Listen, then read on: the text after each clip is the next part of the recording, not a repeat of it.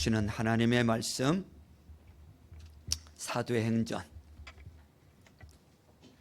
5장 17절로부터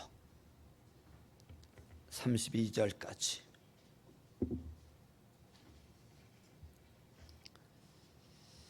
원래는 끝까지 42절까지 보아야 되는데요, 길기 때문에 17절부터 32절까지만 우리 받도록 하겠습니다. 다 기립하셔서 나에게 주시는 말씀으로 우리 같이 받습니다.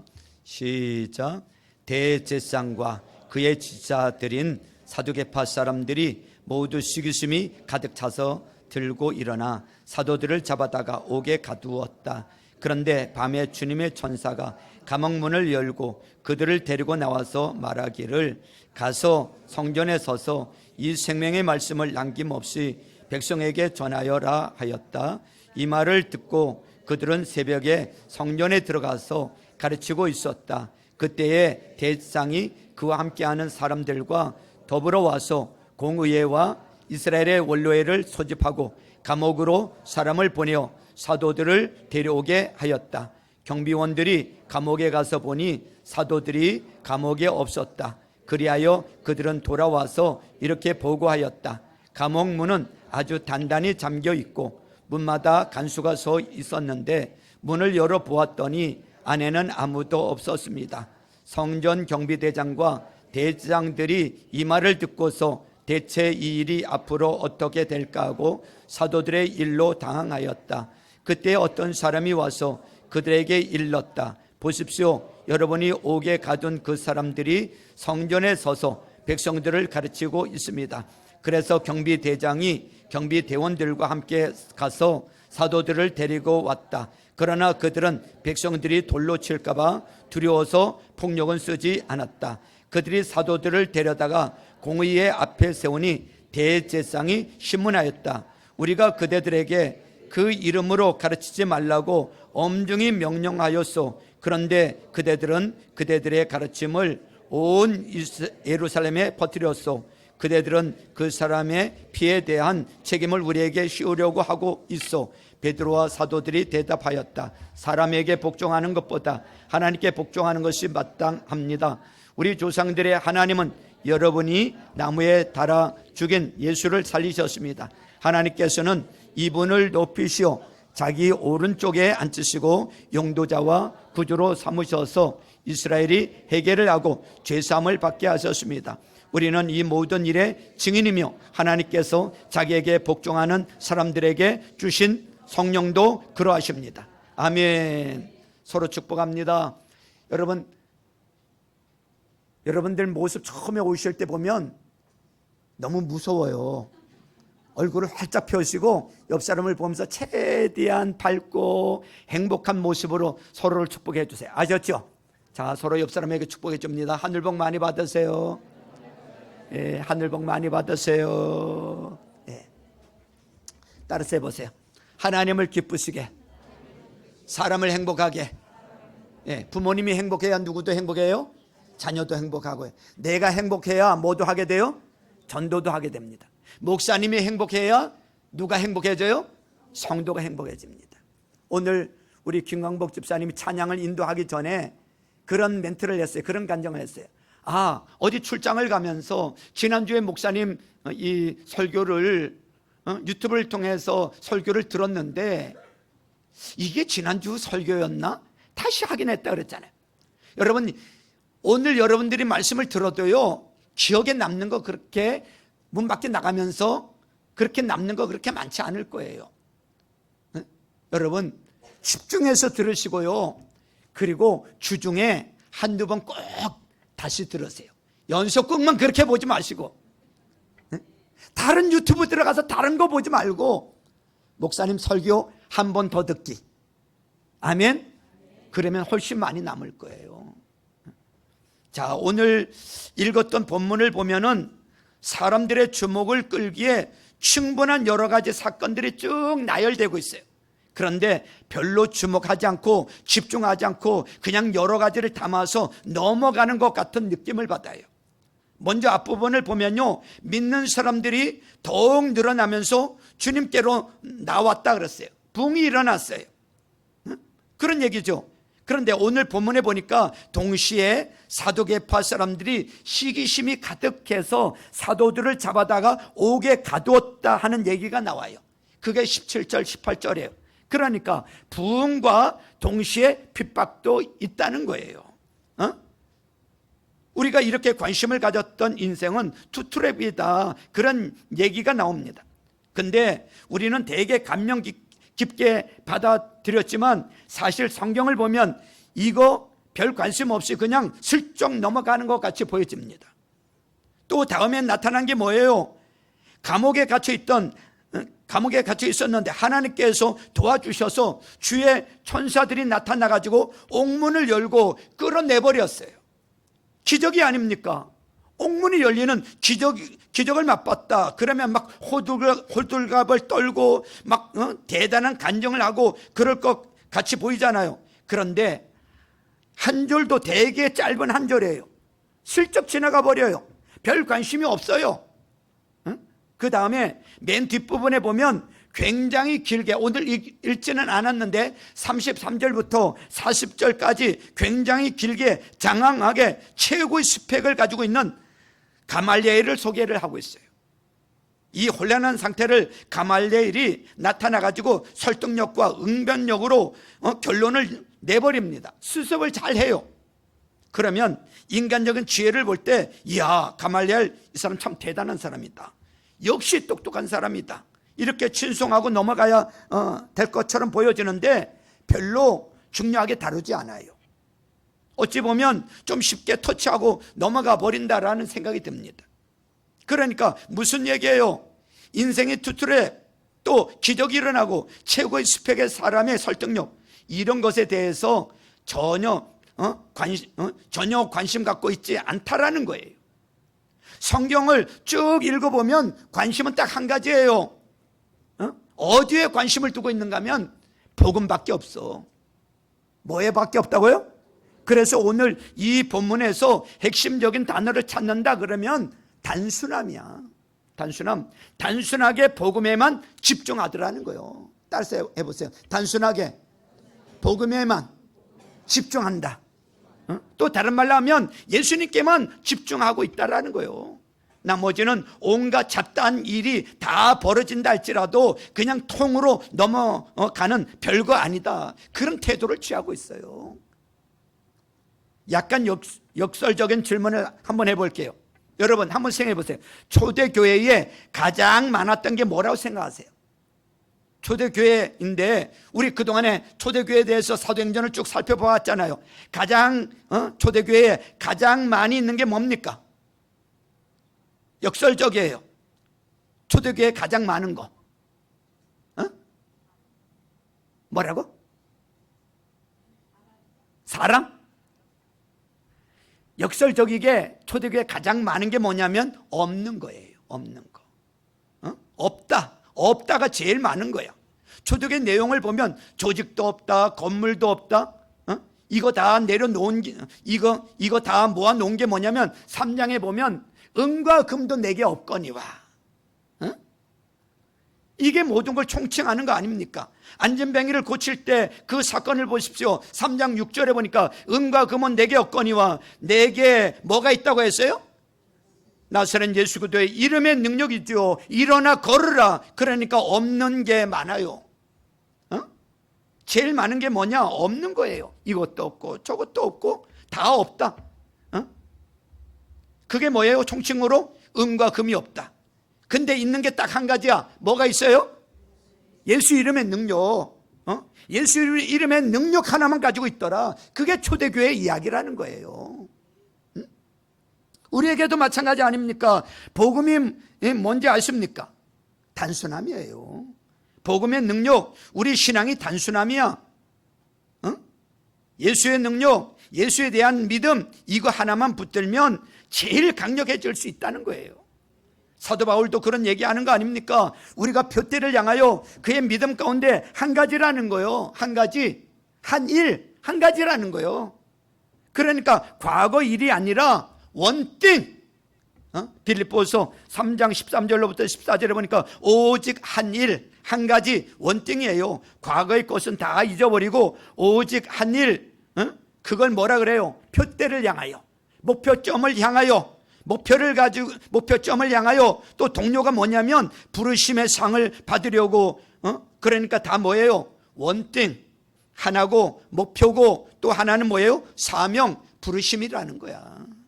그러니까 한 가지만 붙드는 단순한 인생을 살았다는 거예요. 고린도전서 2장 2절에도 보니까 사도 바울이 이렇게 고백을 해요. 예수 그도 그 십자가에 달리신 그분밖에는 아무것도 알지 않기로 뭐 했다고요? 작정했다 그랬어. 작정했다는 거예요. 오로지 원띵 하나만, 예수 그도 곧 십자가에 달리신 그분밖에는 아무것도 알지 않기로 작정했다는 거예요. 원띵이죠.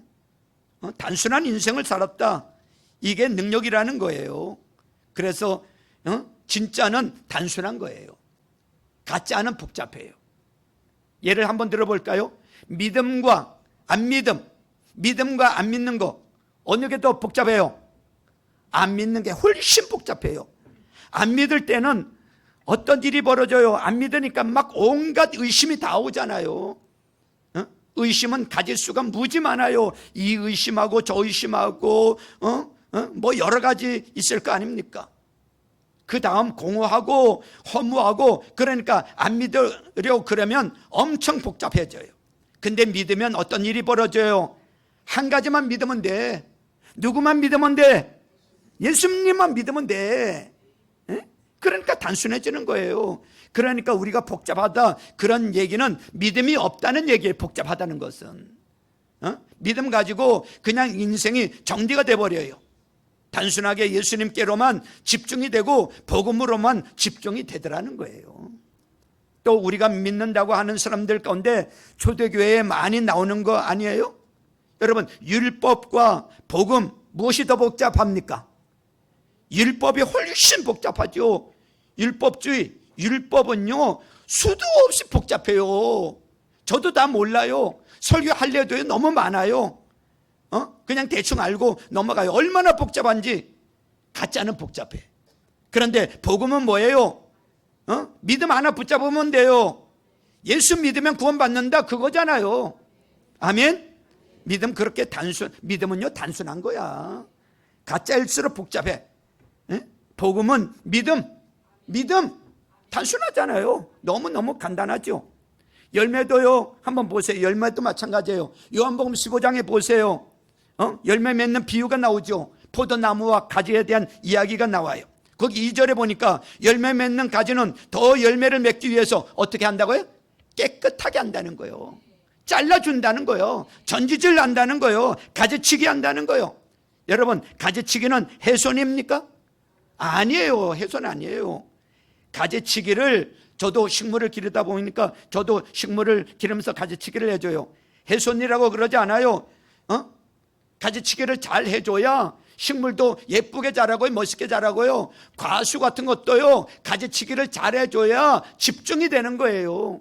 가지치기 안 해주면 달리는 건 많이 달리는 것 같은데 열매가 커지지를 않아. 먹을 만한 게 없어. 가지치기를 잘해서 숫자도 적당하게 이렇게 해야, 가지치기를 잘해줘야 포도 열매도 그렇고요, 뭐도. 요즘 여름 과일 얼마나 맛있는 것들이 많아요. 저도 지난주에 처음 먹어봤어. 올해 들어서 너무너무 맛있는 거야. 여러분, 이 가지치기를 잘해서 이렇게 알도 굵고 그래야 가치가 있어지는 거야. 여러분, 그러지 않으면요, 그러지 않으면 잎사귀만 무성하게 될 수밖에 없는 거야. 우리 인생도 마찬가지 아닙니까? 열매 맺는 인생이 뭐예요?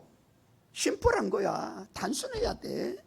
그래서 오늘 이 잡다한 얘기들 많이 나오잖아요. 우리 주위를 분산시키는 많은 일들, 어떤 때는 솔깃한 메시지, 인생은 두 트랩이야, 두 길이야. 잘 될 때가 있는가 하면 안 될 때도 있고, 핍박이 있는가 하면 부흥도 있고, 또 어떤 때는 막 옥문이 열리고 기적이 막 나타나고, 얼마나 할 얘기가 많겠습니까?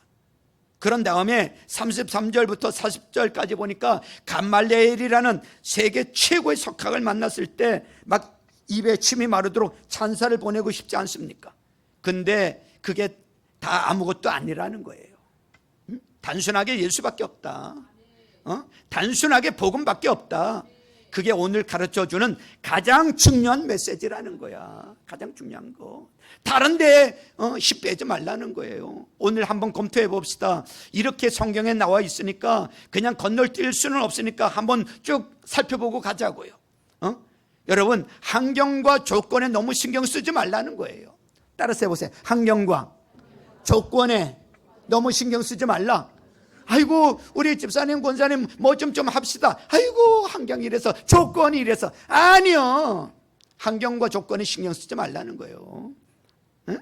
17절 18절 보세요. 대제사장들과 그의 지지자들인 사두개파 사람들이 모두 시기심이 가득 차서 들고 일어나 사도들을 잡아다가 어디에 가두었어요? 옥에 가두었다. 이 사두개인들에게 어떤 일이 벌어졌어요? 시기심이 가득 찼다 그랬어요. 시기심이. 원래 이 사두개인들은 원래 그래요. 그런 사람들이에요. 사도들을 옥에 가두었어요. 얘네들 원래 그렇다니까요. 그것에 대해서 그냥 쿨하게 넘어가요. 별 감정이 없어요. 그 다음에 19절 20절 보세요. 그런데 밤에 주님의 천사가 감옥 문을 열고 그들을 데리고 나와서 말하기를, 자 20절 시작. 가서 성전에 서서 이 생명의 말씀을 남김없이 백성에게 뭐하라? 전하여라 하였다. 자, 옥문이 열렸어요. 약간 좀 이건 좀 약간 기적적인 거 아닙니까? 그렇죠. 굉장히 막 호들갑 떨고 흥분하고 막 간증하고 막 묘사하고 그럴 것 같은데 별 관심이 없어. 그냥 짧게 지나가. 그리고 그 다음에 관심이 있는 내용이 20절에 나와요. 천사가 나타나가지고 뭐라 그래요? 가서 성전에 서서 이 생명의 말씀을 남김없이 백성에게 전하라는 거야. 여기에 오히려 초점을 맞추는 것 같이 보인다고요. 원등이에요. 하나예요. 복음 증거에 초점을 맞추는 거지, 옥문이 열렸다, 조건이 주어졌다, 여기에 대해서 별 관심이 없어. 감옥에서 풀려난 사도들이 했던 일이 뭐예요? 21절에 보세요. 21절에 보니까 이 말씀을 듣고 그들이 새벽에 성전에 들어가서 뭐 했어요? 가르치고 있었다. 거기까지만. 이 말을 듣고 새벽에 성전에 가서 가르쳤대요. 새벽에 갔다 얘기는 무슨 얘기예요? 새벽 기도했다, 그런 강조가 아니라 순종했다는 거죠. 아멘. 순종했다, 즉시 했다, 즉각적으로 했다, 미루지 아니했다. 그들은 원띵 한 가지만 붙들었기 때문에 풀려나고 난 다음에 뭐 고뇌했다, 고민했다, 주저했다, 이런 얘기가 전혀 없어요. 그냥 순종하는 마음으로 새벽에 성전에 가서 말씀을 증거했다, 그런 말씀을 하고 있어요. 그때 종교 지도자들이 감옥에서 사도들을 데려오라고 그랬더니 아침에 보니까 없는 거야. 감옥에 가서 보니까 없어. 엄청 당황했죠. 감옥 지키는 사람들은 그대로 있는데, 꽁꽁 잠겨져 있는데, 막 소란이 났죠. 그랬더니 어떤 사람이 소식을 전합니다. 감옥에 있던 사람들이 어떻게 됐는지 성전에 서서 지금 말씀을 가르치고 있다는 거예요. 열받아가지고 다시 잡아오라 그러잖아요. 그래서 또 잡아옵니다. 그러고 난 다음에 공의회에 세웠어요. 공의회에 딱 세웠어. 우리는 한국 사람들이기 때문에 공의회에 세운다, 이게 별로 감이 안 와닿지요. 공의회에 세웠다라는 건 뭐냐면, 한마디로 얘기하면 무서워해야 되는 거예요. 이 공의회라는 것이 어떤 곳이냐면 소위 말하는 인민재판하는 곳이에요. 인민재판. 사람 하나 세워놓고 난 다음에 막 선동해서 이놈이 이런 죄 지었고 저런 죄 지었다 그러면 죽이자, 그러면 돌멩이 들고 쳐 죽일 수 있는 곳이 그런 곳이라는 거예요. 그러니까 공의에 섰다 그러면 그 사람 죄 없어도요, 누가 하나 세워놓고 막 덮어 씌우면요 얼마든지 돌려 쳐 죽일 수 있는 곳이 공의회란 말이죠. 그런 곳이에요. 그러면 쫄아야 될 거 아닙니까? 무서워해야 될 거 아닙니까? 그런데 오늘 본문에 보니까 공의회에 섰는데, 이 사도들이 섰는데, 공의회에 섰는데도 불구하고 안 무서워하네. 안 쫄아. 담대해. 오늘 메시지가 뭐예요? 안 쫄더라는 거예요. 안 쫄더라. 오히려 담대히 하나님의 말씀을 증거하면서 뭐라 그런지 알아요? 29절 보세요. 29절 같이 읽죠. 시작. 베드로와 사도들이 대답하였다. 사람에게 복종하는 것보다 하나님께 복종하는 것이 마땅하다. 야, 사람 말 듣는 게 좋아? 하나님 말씀 듣는 게 좋아? 판단해봐라.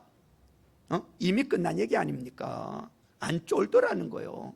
두려워하지 않더라는 거예요. 오로지 원띵 하나님만 바라보더라. 단순하게 하나님만 바라보더라는 거예요. 너희 말 듣는 것보다 하나님 말씀 듣는 게 낫지 않느냐. 그게 메시지예요. 저는 어거스틴의 이 말을 참 좋아해요. 하나님만 사랑하라. 그리고 나머지는 마음대로 해라. 따라서 해보세요. 하나님만 사랑하라. 그리고 나머지는 마음대로 해라. 한 가지만 하라는 거예요. 뭐만 하라고요? 하나님만 사랑하면, 사랑만 하긴 된다 그러면 자 보세요. 사랑하는 사람이 뭔 못된 짓 하겠어요? 사랑하는 사람이 나쁜 짓 하겠느냐고요. 부부 사이도요, 서로 사랑하는 사이라면 아니 못된 짓 하겠느냐고, 나쁜 걸 주려고 하겠느냐고요. 하나님만 사랑하면 나머지 마음대로 해도 된다. 원띵이에요. 그냥 단순한 신앙이야. 하나님 사랑하십시오. 그 다음 마음대로 해라. 이게 단순한 믿음이고 단순한 복음을 붙든 사람의 모습이라는 거야. 그리고 사람들이 왁자지껄 모였을 때 공의회에서 이들은 시시비비 가리거나 논쟁하지 않았어요. 싸우려고 하지 않았어요. 이 사도들은 뭐 했어요? 오히려 전도했어요. 우리도 이런 게 필요한 거예요. 어디 가가지고 제발 싸우지 마십시오. 여러분 목회 서신에 보니까, 목회 서신 가운데 보면 논쟁하지 말라고 그랬잖아요. 다투지 말라고 그래요. 부부 사이에도 자꾸 논쟁하고 다투고 그러지 말라는 거예요. 시시비비 사사건건 시시비비 가리거나 논쟁하지 말라는 거예요. 여러분 논쟁해가지고 예수 믿게 만드는 일 없어요. 이거 이기면 뭐 할 거예요? 그것도 이기면 뭐 할 거예요? 아무것도 아니죠. 이길 수도 없을 뿐만 아니라 평행성만 달리게 돼요. 오히려 상처만 주게 돼요. 그럴 때에 오히려 전도하라는 거예요. 전도하는데 이 사람들이 참 성령의 능력이 임하니까 단순해졌어요. 복음은 단순하고요, 진리는 단순한 거예요. 예수님은 단순한 겁니다. 제가 이 말씀을 어제 설교 준비하면서 깨달았던 게, 성령의 사람은 단순하구나. 이 성령 충만하지 않으니까 자꾸 복잡한 거야. 성령의 사람은요 그냥 단순해. 그냥 예수님께 집중하고 복음에 집중하고 본질에 집중하고 그 외의 것은 자유하다는 거예요.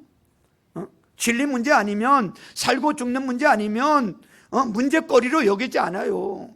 시시비비 가리려고 하지 않아요. 여기에 에너지 쏟지 않아요. 이게 성령의 사람의 특징이라는 거예요. 사도들은 어떻게 얼마나 단순했냐면 세 가지 예수를 증거하고 있어요. 첫 번째는 십자가 예수, 두 번째는 부활 예수, 세 번째는 구원자 예수. 그것이 30절과 31절에 요약되어 있거든요. 한번 보시죠. 자, 30절부터 같이 읽습니다. 30절 시작. 우리 조상들의 하나님은 여러분이 나무에 달아 죽인 예수를, 자 보세요. 뭐예요? 무슨 예수예요? 십자가 예수. 그 다음에 시작. 살리셨습니다. 무슨 예수예요? 부활 예수. 31절 시작. 하나님께서는 이분을 높이시오 자기 오른쪽에 앉으시고 영도자와 구주로 삼으셔서 이스라엘이 회개를 하고 죄사함을 받게 하셨습니다. 무슨 예수예요? 구원자 예수. 세상에 복음을 이렇게 명확하게 설명할 수가 없지요. 이게 지혜란 말이죠. 지혜. 성령께서 부어주신 지혜를 가지고 심플하게 그냥 간단하게 증거하고 있어요. 십자가 예수, 부활 예수, 구원자 예수. 십자가 예수로 말미암아 우리가 죄사함을 받았고, 부활 예수로 말미암아 우리가 새 생명을 얻게 되었고, 구원자 예수 때문에 우리가 천국 백성이 되었다. 간단한 얘기죠. 이게 얼마나 심플해요. 이렇게 복음을 증거하게 되더라는 거예요. 자, 그러고 그 다음에 뭐라고 얘기하죠? 32절 보세요. 32절 같이 읽습니다. 시작. 우리는 이 모든 일의 증인이며 하나님께서 자기에게 복종하는 사람들에게 주신 성령도 그러하십니다. 자, 내 정체성에 대해서, 아이덴티티에 대해서 말하고 있어요. 응? 나는 증인이다. 그리고 증언하는 일에 있어서 내가 단순함 가지고 순종했더니 하나님의 성령께서 기름 부어주시더라. 단순함에 성령의 기름 부으심이 있습니다. 만져주심이 있어요. 능력이 있더라는 거예요. 이거 얼마나 선명합니까? 지금 이 사두개인들과 이 종교 지도자들이 나오는 것들은 되게 다 복잡해요. 이 생각, 저 생각, 자기들 우왕좌왕. 근데 보세요. 원띵 하나 붙들고 단순하게 나가는 이 사도들을 보면은 너무너무 강력하고 담대하고 성령께서 기름 부어주셔서 더 강력하게 만들지 않습니까? 이게 복음의 능력이라는 거예요. 복음의 능력. 여기까지 한번 요약해 보면 어떤 일이 벌어진 거예요? 사도들은요, 기적에 초점을 맞추지 않고 위협과 두려움에 흔들리지 않았고요, 그냥 오로지 하나 붙들었다라는 거예요. 하나. 뭘 붙들었어요? 오직 예수. 응? 오직 복음. 단순하게 원띵 하나 붙들었어. 오직 예수, 오직 복음 하나 붙들었어. 그랬더니 강력해지더라. 그게 능력이라는 거예요. 여러분 스스로 한번 돌이켜보세요. 한번 보세요. 요즘 우리들 얼마나 복잡합니까? 이 생각, 저 생각. 이건 가짜입니다. 이것저것 지금 하지 말라는 것만 골라 하지 않아요? 이거 지금 우리가 하는 일이 뭐예요? 염려하지 말라 그랬잖아요. 근데 우리는 하는 일이 맨날 뭐냐면 관심이 원띵이 아니야. 원띵에 가 있지 않아. 너무 많은 일들이에요. 무엇을 먹을까, 무엇을 마실까, 무엇을 입을까. 염려하지 말라 그랬는데 밤낮 하는 일이 무엇이냐면 무엇을 먹을까, 무엇을 마실까, 무엇을 입을까. 결국 기도하는 것도 마찬가지요. 맨날 무엇을 먹을까, 무엇을 마실까, 무엇을 입을까. 이거 그냥 이거 안 해도 그냥 준다 그랬는데 그거 가지고 맨날 매달리고 그거 가지고 기도하고 그것 때문에 기뻐하고 그것 때문에 슬퍼하고, 그러니까 무력해지는 거예요. 그거 안 구해도 준다고요. 나중에 이런 거 다 헛된 거지요. 정신 차려야 된다는 것입니다. 이거 아니라는 거예요. 성령은 뭐라고 그러는지 알아요? 하나에 집중하라는 거예요. 원띵이라는 거예요. 나머지 모든 것들은 저절로 풀린다는 얘기예요. 오직 복음만 붙들었더니, 먼저 그의 나라와 그의 의를 구했더니, 단순하게 복음만 붙들었더니 그 복음이, 사람들이 그래, 복음이 밥 먹이죠? 그게 아니고 삶의 모든 것들을 다 변화시키더라는 거예요. 밥만 먹여주는 게 아니고 복음이요, 어마어마한 거죠. 여러분 지난주에 우리 가정교회 지역 모임을 가졌어요. 거기에 31년을 가나에서 선교하신 선교사님이 참석하셔서 간증을 하시는 거예요.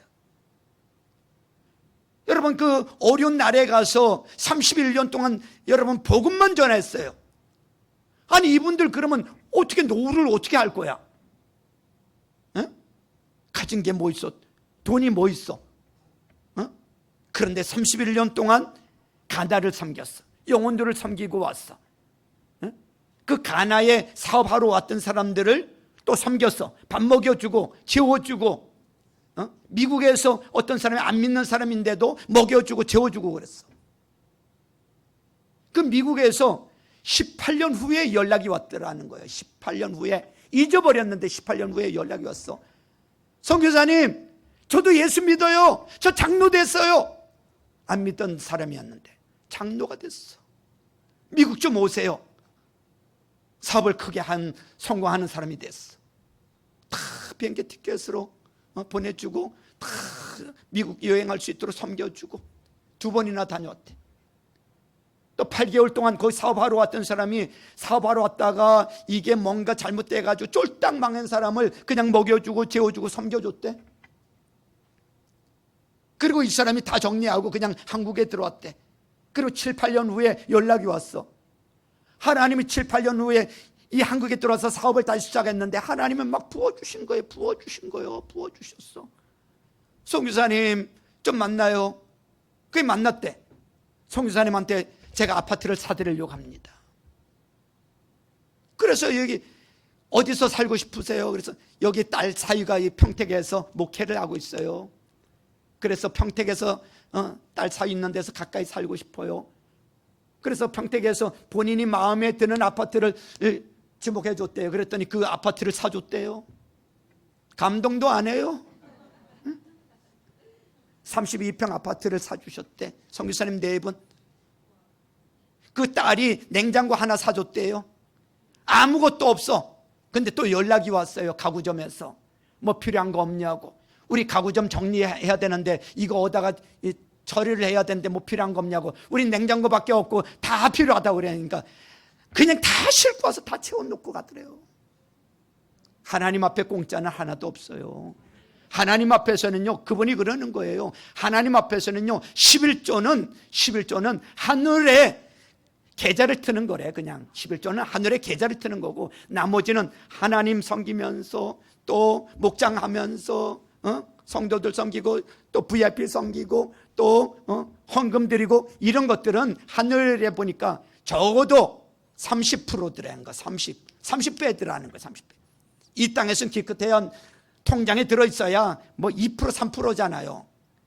하나님 앞에서는 최소한 30% 들어가는 거예요. 30배.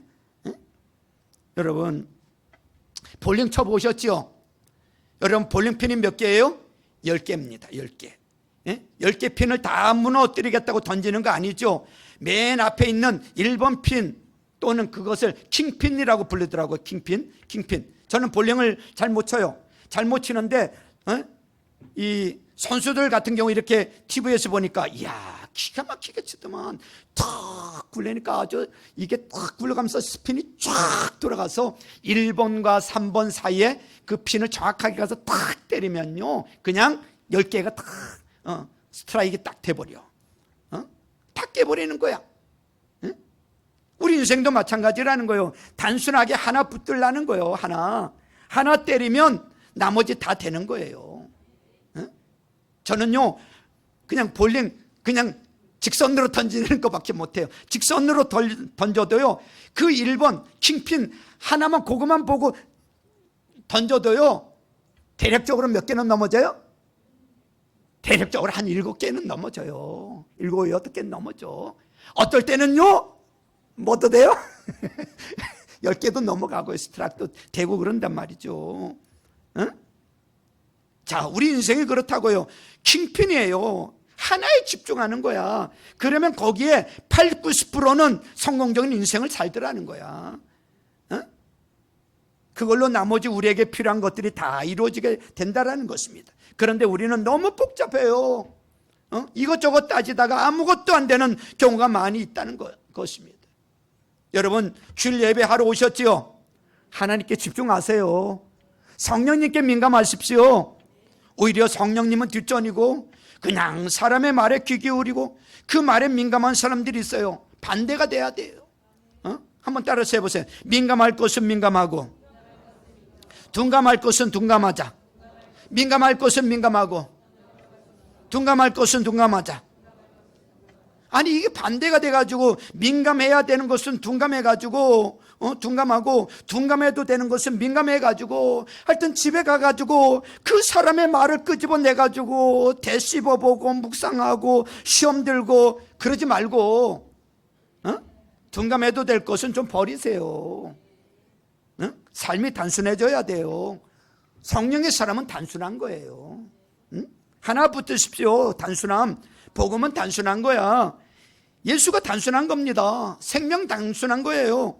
우리 단순함 붙들고 승리하는 성도님들 다 되시기를 주님의 이름으로 축원합니다. 미국의 어느 교회에서 있었던 일이에요. 이 교회는 성경 공부는 하지 않고요 하나 프로그램이 있는데 그게 뭐냐면 성경 읽기라고 합니다. 이 교회는 그냥 됐다 성경만 읽어댄대요. 여러분 이런 말 있죠. 평삼 주오. 평일에 3장, 주일에 5장 읽으면 1년에 몇 동 한다? 1독 한다. 이런 1독을 하게 됩니다. 그런데 이 교회는 4번을 읽었다는 거예요. 4번을. 그러면 하루에 몇 장을 읽는 거예요? 4를 곱하면 되는 거죠? 4.3 하루에 12장, 평일에 12장. 그 다음에 주일에는 4.5 20, 주일에는 20장. 그러니까 평균적으로 하루에 한 15장 정도 매일 읽으면 1년에 사독할 수 있다라는 거 아닙니까? 그렇죠. 근데 이 교회 성도들이 사독을 했어요. 그리고 어떤 변화가 있는지 조사를 했답니다. 그냥 성경만 읽었어. 그리고 조사를 했는데 어떤 이 변화가 있었는가 하면 음란물을 접하던 사람들이 음란물을 버리는 것이 61%. 성경 사독하면서 음란물 접하는 것과 동시에 하는 게 힘들더라는 거예요. 그러니까 61%가 이게 내려놓게 되더라는 거예요. 성경만 읽어도 음란물 내려놓게 되더라는 거예요. 또 동시에 성경 사독했더니 술, 담배, 약물 의존하는 사람의 57%가 끊어지더라는 거야. 그렇죠. 성경이라는 신약과 구약을 먹고 있는데 무슨 또 다른 약물을 먹겠어요? 약을 먹겠어요. 그러니까 57%가 이게 끊어져 버리더라는 거예요. 오로지 성경 사독만 했는데 또 하나는 외로움, 우울증 이런 것들이 이건 좀 적은데 30%가 사라지더라는 거예요. 사독만 했는데 우울증 이런 것들이 사라지더래. 외로움이. 그 다음에 도박은 무려 74%가 끊어지더래. 성경 읽으면서 하트 칠 수 없잖아요. 성경 읽으면서 하트 칠 수 없잖아. 그러니까 74%가 이게 끊어지더라는 거예요. 마지막 이게 정말 맞는 얘기인데 비만의 20%가 없어지더래. 살도 빠지더래. 응? 왜 살찌는지 아시겠죠? 성경 안 읽으니까 찌는 거예요. 성경을 읽으니까 살도 빠지더라는 거예요. 여기서 지금 발견한 게 뭐냐면 좀 약간 극단적일 수도 있어. 그 교회는 이것만 강조하는 교회였어. 그냥 성경만 대답하고 그 읽은 교회였는데 성경 사독을 하자 그랬더니만 그래도 삶의 전 분야에서 이렇게 변화가 일어나더라는 거야. 응? 다 변화가 됐잖아요. 우리 교회도 앞으로 좀 평일날 저녁에 성경 읽기 모임을 좀 가져볼까 지금 그런 생각은 가지고 있습니다. 원칙 하나를 붙들면요 나머지 삶의 변화는 그냥 저절로 다 오더라는 거야. 예수님의 제자들 훈련시키는 원리가 뭔지 아세요? 단순해요. 마가복음 6장 8절로부터 9절에 보니까 제자들을 보낼 때 뭐라 그래요? 지팡이 가지고 가고 신발 하나 신고 가고 옷도 2벌 옷 말고 1벌 옷만 입고 가고 3가지 가지고 가라 그랬어요. 3가지 뭐예요? 지팡이, 그 다음에 신고 2벌 그 2컬레도 말고 1컬레 그냥 신고 옷도 그냥 1벌 입고 그것만 가지고 가라는 거예요. 그리고 생명에 이렇게 했더니 그냥 간단한 거 아닙니까? 그리고 복음만을 증거하라. 그럼 여기에 역사가 나타나더라는 거예요. 이거 잊지 마세요. 이렇게 복잡하다고 되는 게 아니고 아무것도 없어요. 아무것도. 단순함에서 능력이 나오더라는 거야. 단순함에서 능력이 나오더라. 요즘 성도들 너무 복잡해져 있잖아요. 인터넷을 통해서 이 말씀 저 말씀 듣고 뭐 이것도 알고 저것도 알고 그리고 유튜브 듣는 게 여러분 유튜브 듣는 게 믿음이에요? 살아내는 게 믿음이지요. 유튜브 그렇게 많이 들을 필요 없어요. 난 우리 광복 집사님 솔직한 고백이에요. 차라리 다른 거 들으려고 하지 말고요. 이것 듣고 저것 듣고 많이 알려고 하지 말고요. 차라리 담임 목사 설교를 주일날 들은 거를 한두 번 차라리 더 듣는 게 나아. 그게 훨씬 나아. 그리고 그 말씀 가지고 하나라도 살아내는 게 믿음이지.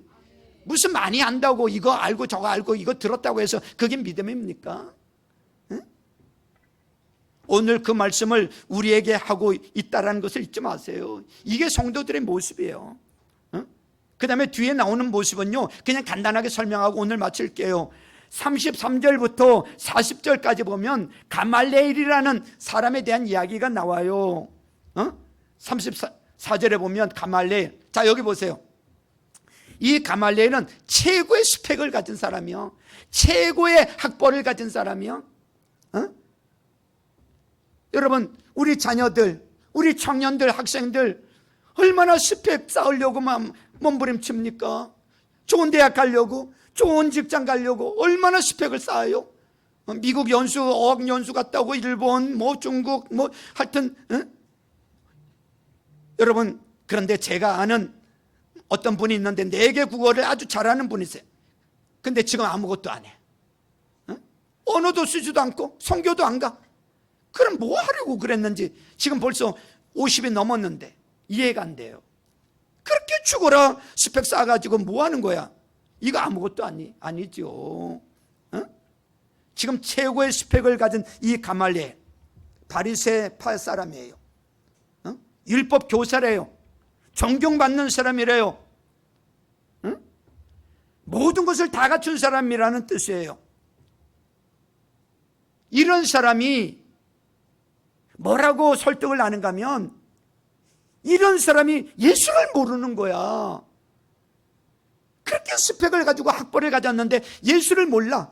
그러면서 뭐라고 하는가 하면, 그 당시에 반란을 일으켰던 그 사람들이 드다가 있었고 유다가 있었는데, 드다나 유다에 비유하고 있는 거야. 저 드다를 봐라. 저렇게 반란을 일으켜서 400명을 거느렸는데 무너지고 죽으니까 다 흩어지지 않느냐. 유다를 봐라. 저도 다 흩어지지 않았느냐. 예수도 아마 그럴지 모르니까 하나님으로부터 왔으면 안 흩어질 거고, 그러지 않으면 흩어질 거다. 그냥 놔둬라.